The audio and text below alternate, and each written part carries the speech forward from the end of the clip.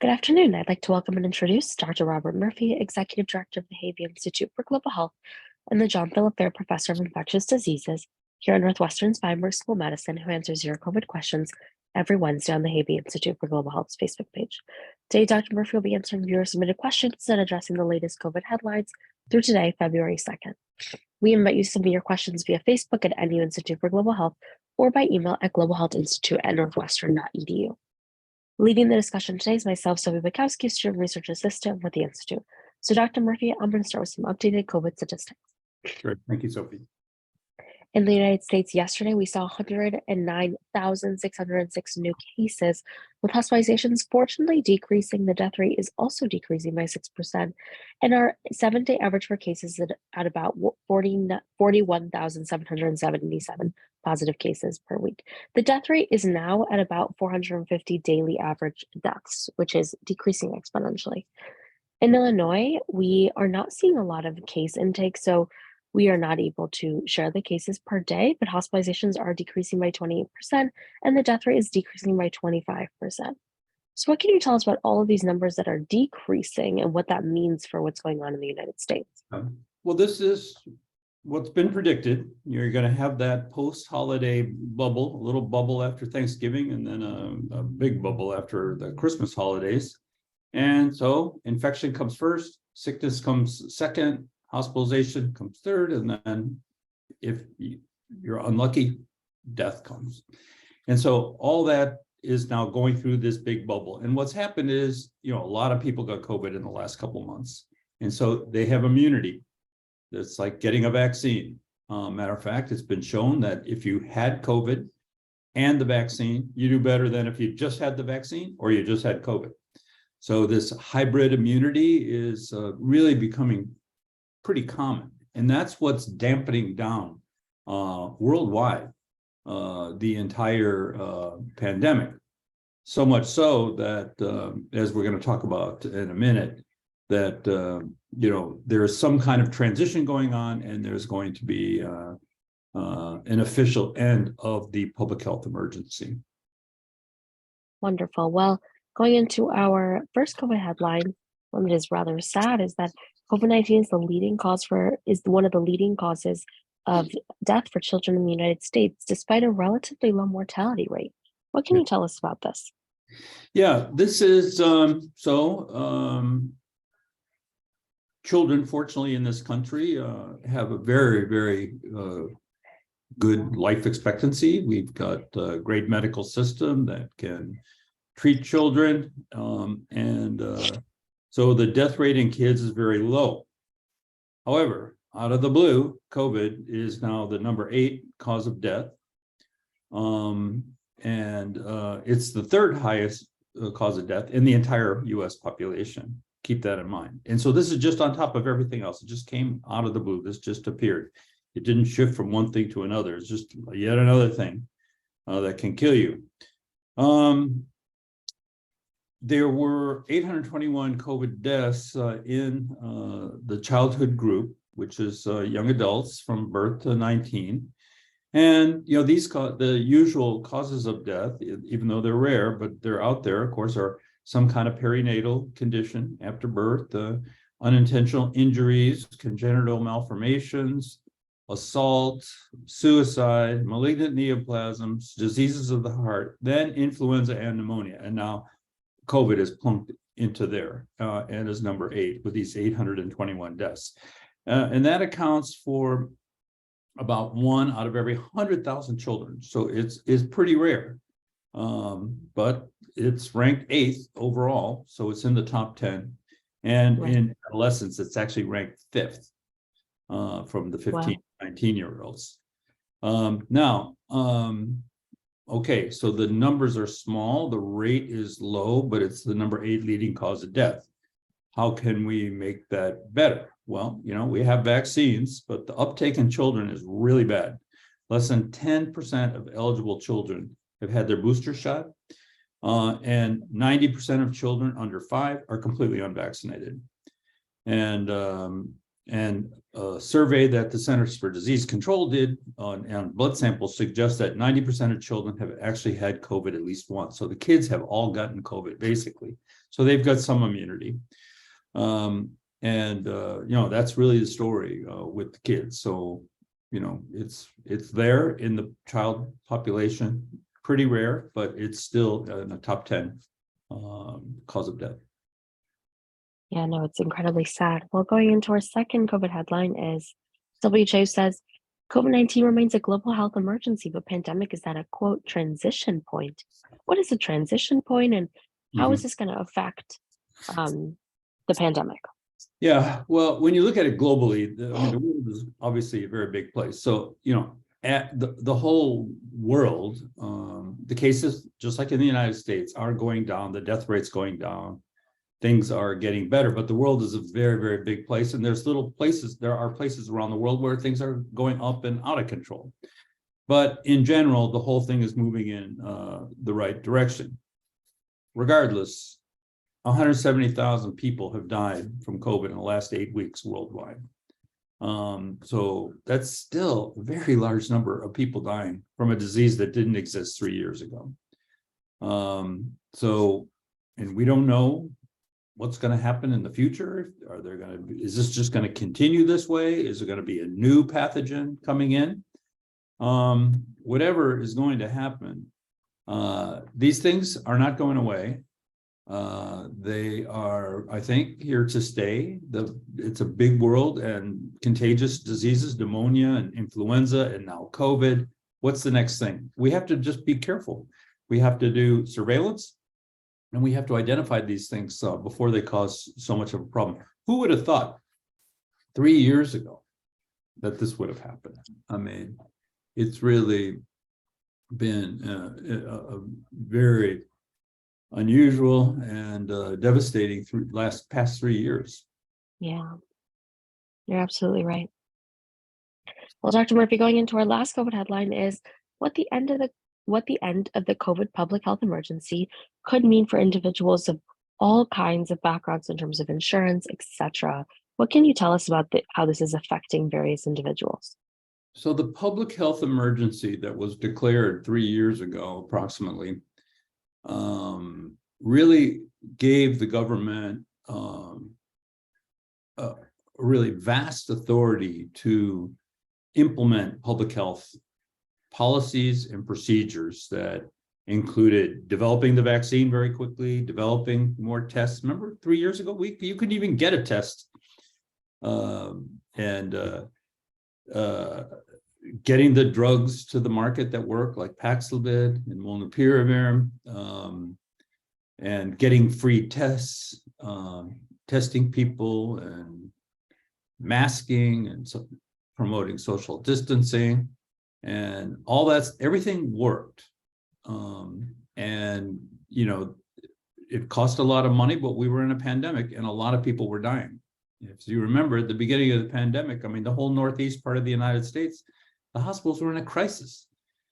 There were, people in vans outside the hospital trying to, they didn't have enough room to get in. It was really, if you think back and look at it, it was really a catastrophe back then. And now things have really turned around. So, like what the WHO is saying, we're in a transition period. Basically, what the White House has said is that the declared emergency, which has to be reissued every 90 days or so, is going to end on May 11th. Governor Pritzker has said he's going right along with the feds and say the state of Illinois and all the states have their own sort of criteria for an emergency, which is one of the problems because we've got 50 states and 6 territories, and we have cities that have their own health departments, and so everyone kind of doing slightly different things. But he's going right along with the feds and is ending the emergency component of this. So what does that mean? Well, it really means we go back to the usual chaotic healthcare system that we have. Some people have good insurance. Nothing's going to change for them. People on Medicaid, where the government, very poor people, they actually will have coverage. Everybody else, those on Medicare and those with private insurance, which is really the bulk of the people in the country, different things are going to happen based on the kind of policy that you have. So public health is basically thrown out the window, and you're at the mercy of this current chaotic system that we have. So some people, the drugs aren't going to be covered. Some people, the drugs are going to be covered. Some places you will have to have a copay. It really just depends. It's a very chaotic. We're transitioning back into our typical chaotic system that we have, which is very expensive, by the way. We are one of the most expensive medical systems in the world, and we're not going to be able to guarantee basically anything for a big chunk of the population after May 11th. So granted, we're in a transition period. Let's just face it. We're going into or are in the endemic phase. As you showed, the hospitalization rates are down, the death rate is trickling down. We had been in the low 300s per day death, and then we popped up to the mid 500s after the holidays, and now it looks like it may be drifting down, but this is totally predictable. But apparently we're going to just have to accept that as the new way, like we accept influenza hospitalizations and death in children and older people and people that are immunocompromised, and the same thing for COVID. So COVID will be on top of that, but it's going to be about 3 times worse. Apparently we're just accepting that as that's the way we go forward with our lives. So that's going to be the new way, and we won't be talking about COVID too much anymore unless some bad variant comes into play or another pathogen rears its ugly head and whacks the population again. So that's where we're going, and you're going to hear much, much less about COVID after May 11th. It will be like you hear about influenza, the flu, and other respiratory diseases. I think you will be hearing a lot more about respiratory syncytial virus, or RSV, because we can test for it now. There's some vaccines that will become available for that in the near future. There are even some treatments being developed for RSV, and RSV can be very deadly. We didn't even test for it until recently, routinely. One of the silver linings in the whole push for vaccines and for tests is that we're going to have a lot of tests on the market that will test for COVID, influenza, and RSV, and all at once. You can stick through the little nasal swab and put it in. You'll be tested for all 4 of the things, because flu, there's 2 types, A and B. So I mean, that's what the future is going to be. There's going to be some new oral drugs that are better. We already have the drugs. We have a couple drugs for influenza, and we're going to have a few more drugs for COVID that will help even more. Those drugs, have an 80% efficacy chance of keeping you out of the hospital and keeping you alive, whether you had a vaccine or not. So these drugs they're very helpful in the right populations. Everyone doesn't have to take it, but in people who are at risk, which is about 1/3 of the population, they're going to be very helpful. So that's where we're going. It's going to be chaotic. And the more obstacles you put in the way for a person to get diagnosed and treated and out of the system, the more people are just going to ignore everything. They're just going to get sick. It's just going to become this mess. We're going to just live with this endemic state. And some countries will do better than others. And already the United States ranks 20th out of the top 20 wealthy countries in the overall impact on the population. So I think we'll probably stay in that position, at least for the next couple of years. Right. Wow. Well, going into our first and only COVID question, which I think ties closely into what you were just discussing, is that BQ.1 and BQ .1.1 are now making up 70% of the US cases. What are some of their symptoms when you are infected with these two subvariants? Yeah, people trying to make a big deal about the symptoms with the different variants. Delta was a very bad one, by the way. A lot of people got really sick with Delta. But the Omicron family of viruses is a little bit milder. And on top of that, more and more people have immunity from vaccines and from prior infections, or this hybrid immunity where they have both.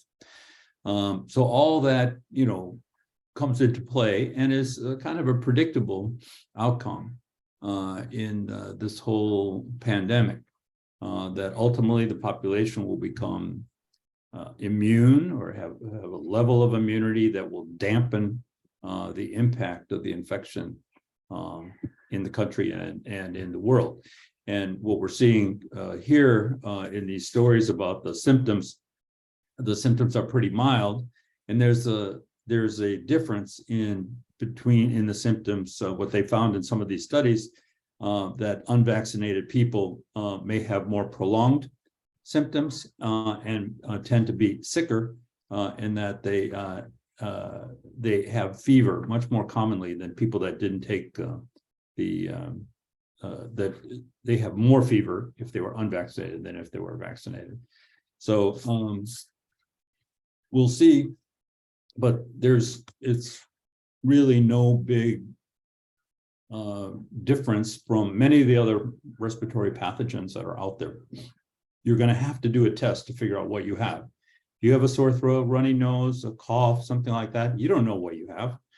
You don't know if it's COVID, you don't know if it's flu, you don't know if it's strep, the symptoms overlap so much that the only way you can really distinguish it and figure out the right treatment is to do the test. Unfortunately, now we have the tests, and the tests are not that expensive. They've been free so far. But now we're going to have to start somehow, some large groups of people are going to have to start paying for those tests or submit to your insurance, whatever. One other thing, the FDA is stopping the requirement for having a positive test before treatment can be given with one of the oral drugs.